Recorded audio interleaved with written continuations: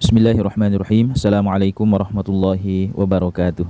Alhamdulillah, wassalatu wassalamu ala rasulillah Sayyidina Muhammadin wa ala alihi wa ashabihi. Ja'alana Allah wa iyyakum min ahlil khairi was sa'adah fid dini wad dunya wal akhirah. Amin. Allahumma amin. Sahabat beriman rahimani wa rahimakumullah. Insyaallah pada video kali ini kita akan menjawab sebuah pertanyaan yang terkait masalah imam lupa membaca takbir 7 kali atau 5 kali dalam sholat Idul Adha atau Idul Fitri.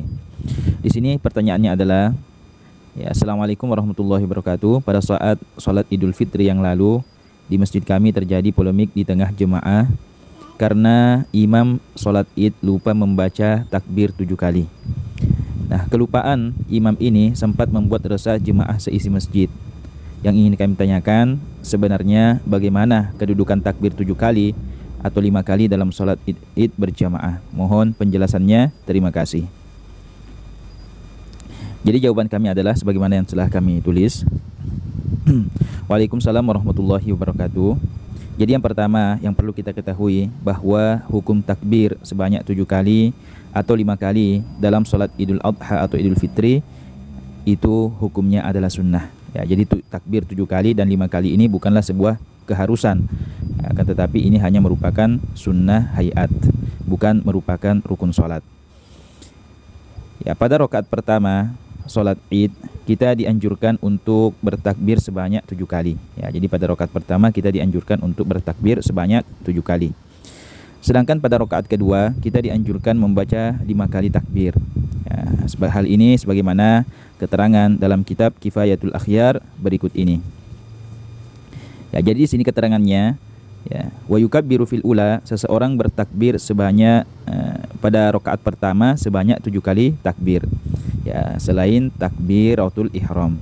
Jadi pada rakaat pertama seorang itu takbir sebanyak 7 takbir selain takbiratul ihram. Jadi kalau dijumlah dengan takbiratul ihram semuanya adalah 8. Wa fi tsaniyah, dan pada rakaat kedua sebanyak 5 takbir. Wa fi tsaniyati khamsan, dan pada rakaat kedua seseorang itu bertakbir sebanyak 5 takbir. Selain daripada takbir bangkit dari sujud. Selain daripada takbir bangkit dari sujud. Ruya annahu alaihi salatu wassalam, telah diriwayatkan bahwasanya Rasulullah sallallahu alaihi wasallam kana yukabbiru fil fitri, beliau bertakbir di dalam salat Idul Fitri wal Adha dan salat Idul Adha.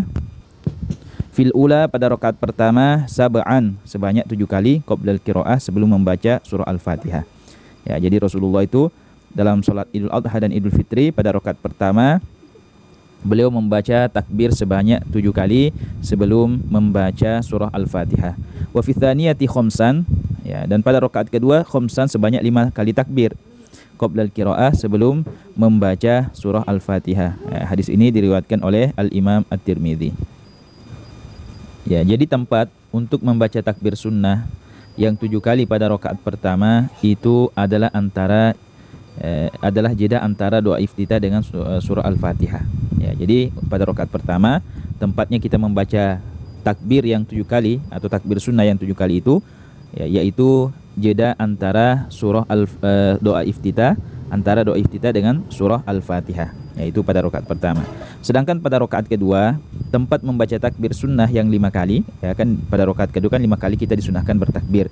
Itu tempat kita membacanya antara takbir bangkit dari sujud dengan surah Al-Fatihah. Jadi setelah kita bangkit dari sujud, takbir bangkit dari sujud, dan sebelum kita membaca surah Al-Fatihah, disitulah kita disunahkan untuk membaca takbir yang 5 kali. Jadi itu tempatnya bertakbir. Pertanyaannya, lalu bagaimana jika imam lupa membaca takbir sunnah 7 kali atau 5 kali tersebut? Ada imam seperti yang ditanyakan oleh si penanya tadi. Dalam sholat Idul Fitri atau Idul Adha dia lupa membaca takbir sunnah 7 kali atau 5 kali. Nah, di dalam kitab Kifayatul Akhyar ditegaskan bahwa jika seseorang itu lupa membaca takbir dan sudah membaca atau sudah masuk ke dalam bacaan surah Al-Fatihah, maka luputlah kesunnahan membaca takbir sunnah tersebut. Sebagaimana dijelaskan di sini, sekiranya imam lupa membaca takbir sunnah dan sudah masuk kepada bacaan surah Al-Fatihah, maka gugurlah kesunnahan membaca takbir. Ya, jadi jika seorang imam lupa membaca takbir sunnah dan sudah masuk ke dalam bacaan surah Al-Fatihah, maka gugurlah kesunahan membaca takbir tadi. Ya, jadi tidak disunahkan lagi untuk bertakbir. Bahkan sebahagian ulama kita mengatakan, ya, guru kita mengatakan, jika sudah membaca surah Al-Fatihah lalu kemudian kembali lagi untuk bertakbir, malah itu dapat membatalkan sholat.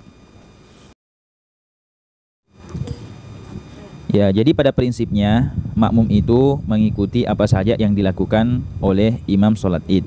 Ya, jika imamnya tidak membaca takbir, ya mungkin imamnya tidak membaca takbir, apakah itu memang sengaja atau lupa, maka makmum tidak perlu membacanya. Ya, maka makmum tidak perlu juga membaca takbir.